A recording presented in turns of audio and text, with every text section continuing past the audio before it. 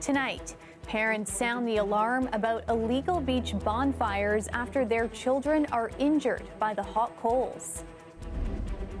All of a sudden heard my 5-year-old scream, "Fire, fire." I stepped in fire. He was in so much pain. It comes as police try to put a stop to late-night beach parties. Plus, the city has incurred millions of dollars, tens of millions of dollars in costs responding to COVID-19.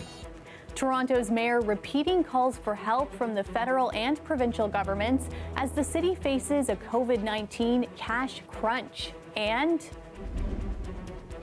anti-maskers have come up with a new way to flout mandatory face covering rules. We'll tell you about these fake exemption cards. Good evening, I'm Talia Ricci. The city's cracking down on illegal bonfires at beaches after reports of people stepping on the hot coals and burning themselves. The fires aren't being extinguished properly. And as Ali Chiasson reports, children are getting hurt.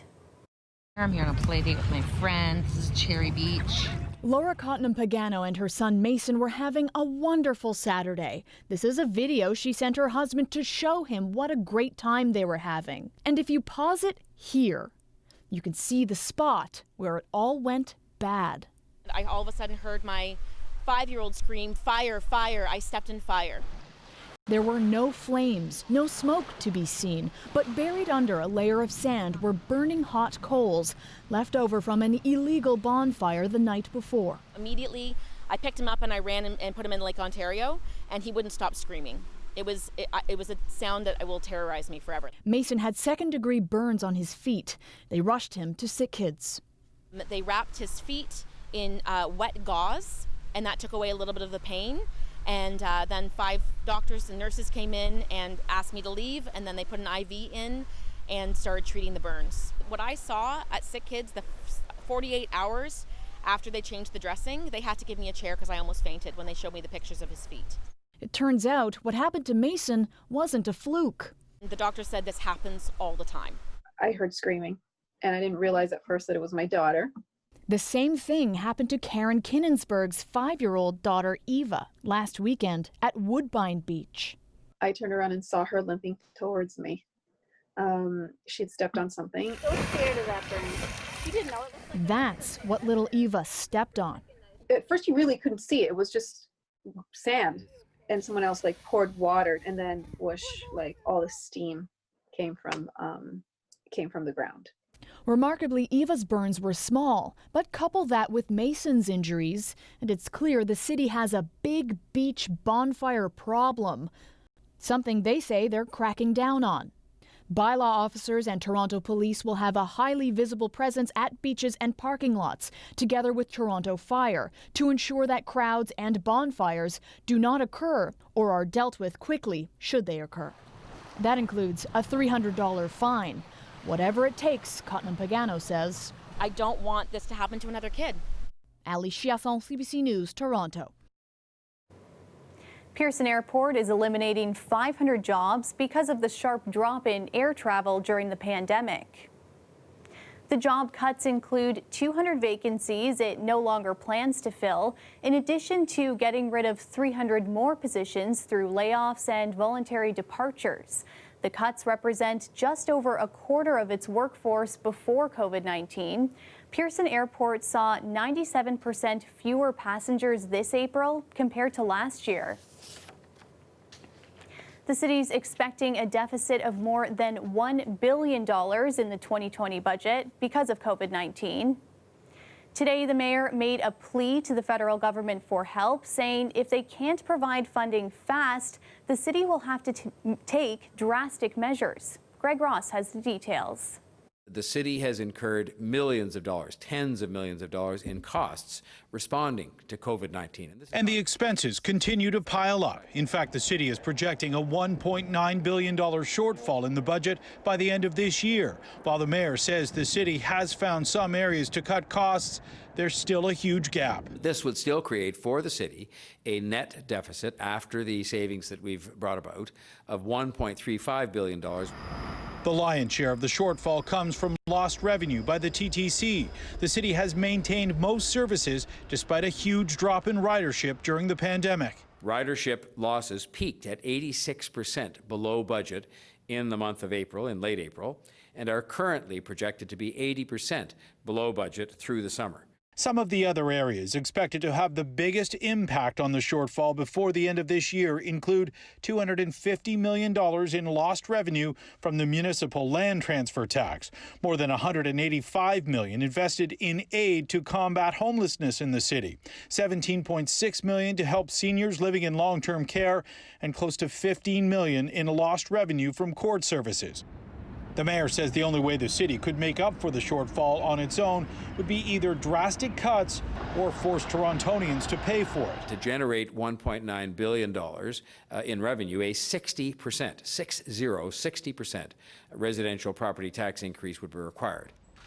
He says the proper solution would be for the federal government to release $14 billion in allocated funding already set aside for COVID-19 relief. At the end, you know, the buck stops at the very, very top. And the very, very top in this country is the government of Canada. Toronto MP Adam Vaughan says the feds are looking for assurances from provincial leaders that the money will be used as intended. We also have to be very cognizant of the fact that if we put dollars in the front door, we have to make sure that provinces aren't pulling dollars out the back door. In other words, new federal funding can't simply displace provincial funding and leave cities no further ahead than when they started. We're not going to abandon Toronto. I can assure you that. While those two levels of government bicker, cities like Toronto are falling deeper into debt. This notion that we can go on indefinitely, knowing that there is money that both governments have indicated is going to be devoted to municipalities, we need to know what it is, when it's coming, how it's going to come. At this point, the mayor says he's not getting those answers. Greg Ross, CBC News, Toronto. Now, as Greg mentioned, the financial struggles extend to the city's transit system. The TTC is projecting a deficit of more than $550 million by the end of the year. The board met today to look at those numbers and to come up with a plan to speed up implementing bus priority corridors on 5 major city routes.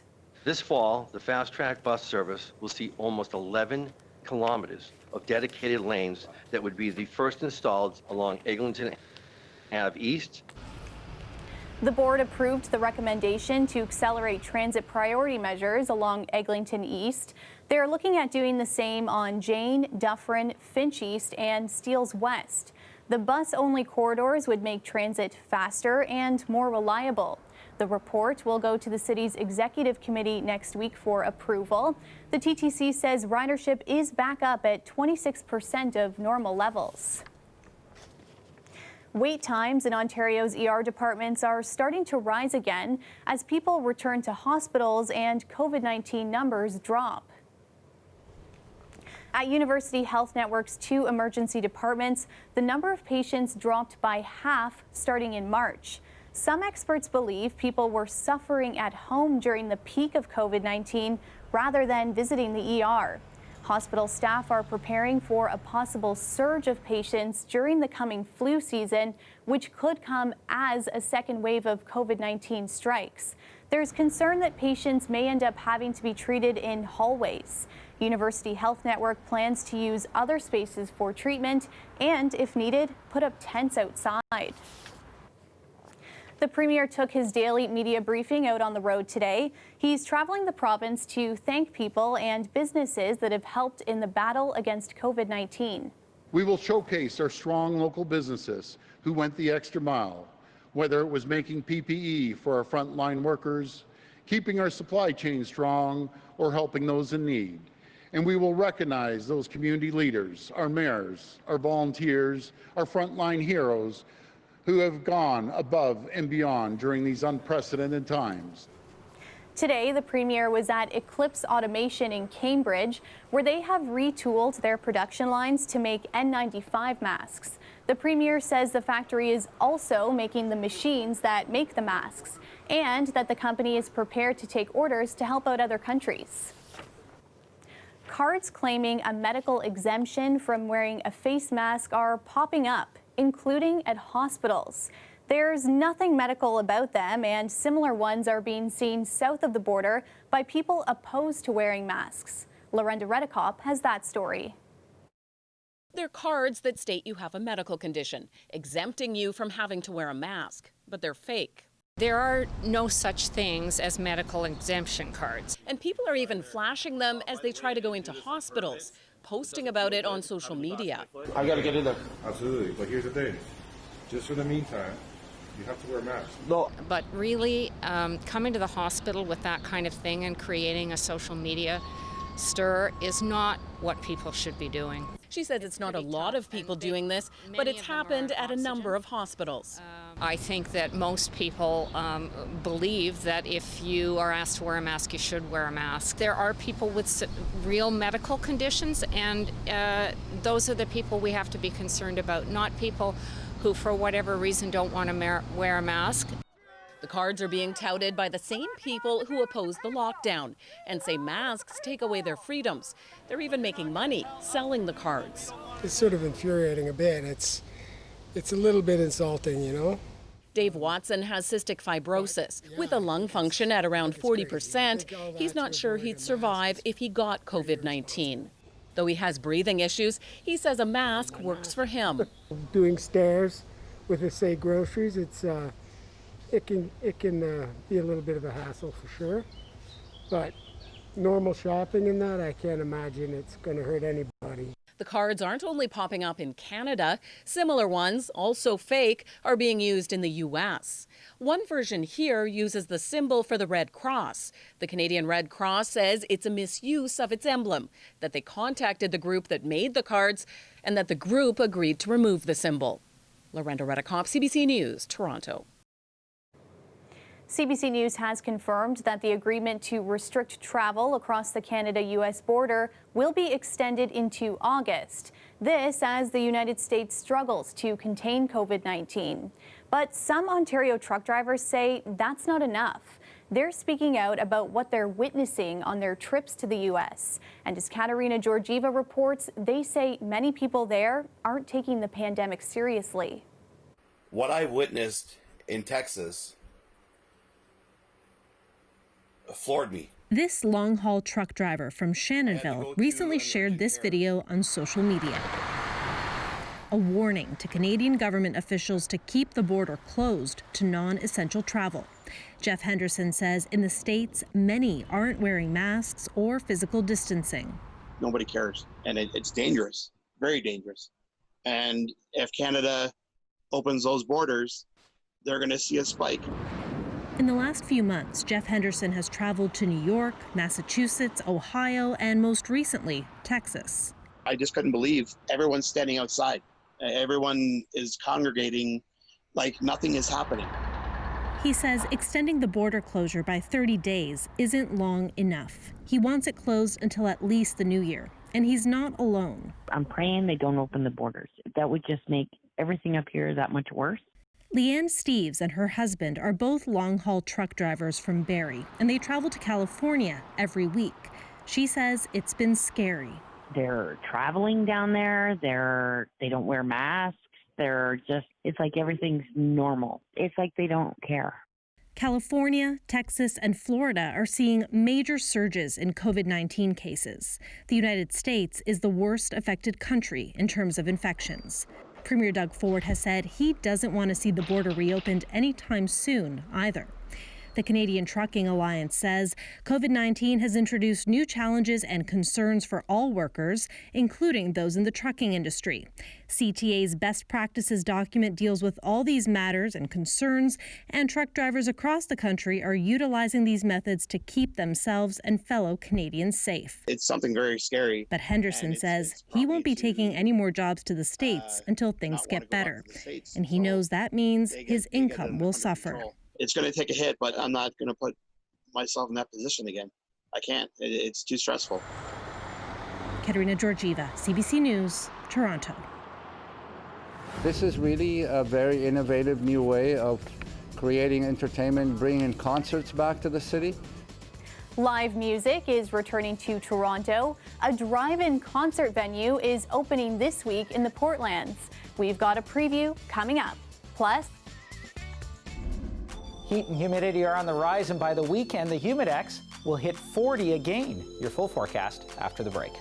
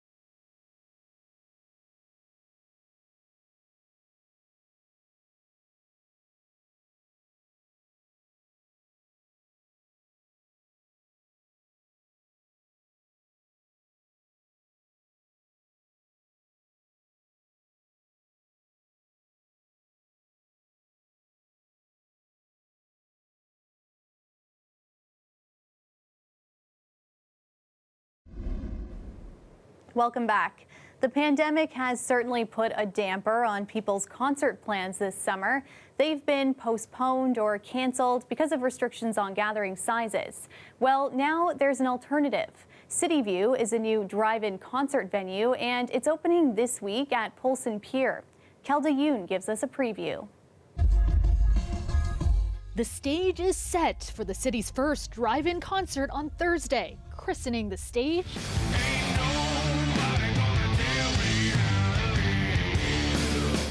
Hamilton's very own monster truck. There's a lot of things that happen on stage when you're out there performing, and getting that kind of reciprocal just energy. So I'm looking forward for that energy. I really want to feel that. This is the parking lot for Rebel nightclub, which has been closed for months due to the pandemic. It's really put us in a very bad spot, and we're finding our way again. Charles Caboth is the CEO of Inc. Entertainment, which owns Rebel. Who would have ever thought that a drive-in would be, our saving grace? And this is fun. This is going to be a lot of fun. It's not just about being able to go out again, but it's a new experience. It's also important to make it a safe experience. Tickets can only be purchased online and there will be assigned parking spots. This parking lot has over 500 parking spots, but only about 200 vehicles will be allowed in for each concert. That would allow for one empty parking space to be between the cars, making sure that the groups are able to keep that physical distance. 2 to 6 people are allowed in each vehicle. They have to remain in their vehicles during the show. They can roll down their windows to get better sound or tune into the concert through their car radio. I'm excited to get back into it and see how it works. I mean, because if this works, I mean, we're back. Besides concerts, CityView has also partnered with the City of Toronto to offer free drive-in film screenings. They'll still have to get a ticket and reserve a spot, but we can then allow for the exposure of some of these film festivals like the Inside Out LGBTQ Film Festival and the Regent Park Film Festival. So it allows some local filmmakers and other communities to celebrate film, to experience this, and to do it for free. Other artists set to take the stage this summer, Alan Raymond and A Tribe Called Red. Kelda Yoon, CBC News, Toronto. And the drive-in concerts keep coming. July Talk announcing 2 shows near Newmarket next month. Hi, I'm Leia. And I'm Peter. And we're here on behalf of July Talk to announce that our 2 drive-in shows will take place right here at the Stardust Drive-In Theatre outside Newmarket in Sharon, Ontario on August 12th and 13th. The band released this video announcing the all-ages socially distanced event.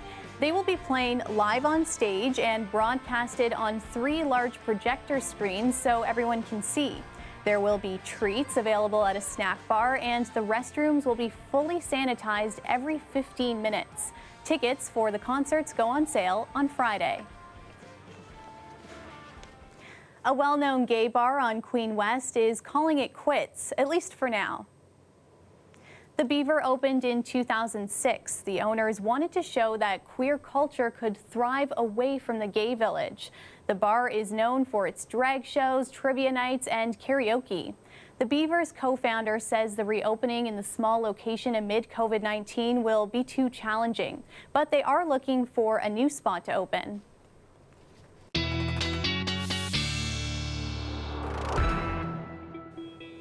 And time for a check on the forecast with meteorologist Nick Cernkovich. Nick, it was a beautiful day today. How's the rest of the week looking? I tell you, well, heat and humidity are on the rise as we head through the rest of the week. Bit of a break over the last couple of days, but by the end of the week, we're talking about humidex values back in the 40 range once again. Before we get there, though, we've got a few thunder showers to deal with as we head through midweek, but it's really going to be this heat and humidity. That's the story that'll be playing out over the next few days. Today, temperatures pretty much at the seasonal mark, 26 degrees. That's more or less the average for this time of year. With the humidity, felt like about 30, 31, but that's rising as we move through tomorrow and, as I said, through the end of the week. In terms of sunshine, we had a good deal of sunshine today, mix of sun and cloud at least. As we head through tomorrow, look for clear skies tonight, sunshine through tomorrow morning, sunshine through the afternoon as well. But we're tracking this system that's moving in from the west as we move through Thursday morning. We'll start out with a sunny day, but by the afternoon, showers and likely thunderstorms moving across the GTA, and that'll sort of last until Thursday night. By Friday, it clears out once again and more sunshine. Now, in terms of how much rain we can expect with this, broadly speaking, 15 to 25 millimeters of rain, but these are very rough numbers, and I say this a lot, but really don't put too much stock into the exact numbers that you see on the screen, because we're talking about thunderstorms, or at least showers, and they're very local in nature. So, you know, a shift in that storm by 5 or 10 kilometers could make a big difference in terms of how much rain your neighborhood sees. But that's broadly speaking what you can expect with this system as we head through Thursday. So not a big rain event for us. Overnight tonight in southwestern Ontario, temperatures hovering just below the 20 mark, about 18, 19 degrees. By tomorrow, look for highs in the 30s in southwestern Ontario. Humidex in Windsor at 38, so that heat and humidity pushing in a little bit earlier in southwestern Ontario. Golden Horseshoe overnight temperatures at 18 degrees, so you notice the overnight lows getting warmer, and that's often a sign of increasing humidity as well. By tomorrow, look for highs of 28 degrees across the region, humidex of 34 for tomorrow. So again, we're inching up in the humidex as well. Thursday, there's your thunder showers for the afternoon, high of 28, humidex of 36. By Friday, high of 31, humidex of 38. And by the weekend, we're talking about humidex values that are going to touch the 40 mark. Talia. Thanks, Nick. The weather is brought to you by Trane, the most reliable heating and cooling brand. We test, so it runs. It's hard to stop a train.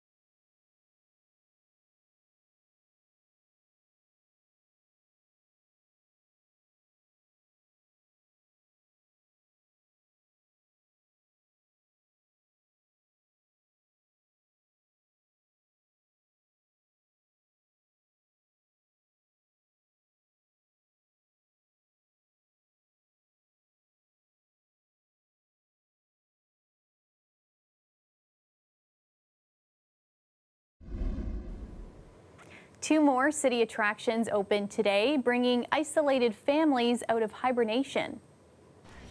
We come here probably twice, 3 times in a week, hoping that it would be open, but now it is, so hooray. It's a relief to kind of be able to get out and be able to learn about different things. And go see Peacock. Okay, we got to go this way then.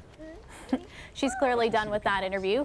Hyde Park Zoo opened its doors today. Like many other attractions, it closed in March to help reduce the spread of COVID-19. Only outdoor areas of the zoo are open to the public, with physical distancing encouraged. The facility is Toronto's oldest zoo, and it's free to visit. Across the city, the mayor attended another reopening at Riverdale Farm. I hope people will take advantage of this because it is a way in which you can get some joy back in your life and enjoy the summer to a greater extent than has been the case as we move as well towards stage 3. And Riverdale Farm is also free to attend. And that's our show for you tonight. Thanks for watching. Dwight Drummond has your next local newscast tomorrow at 6. Good night.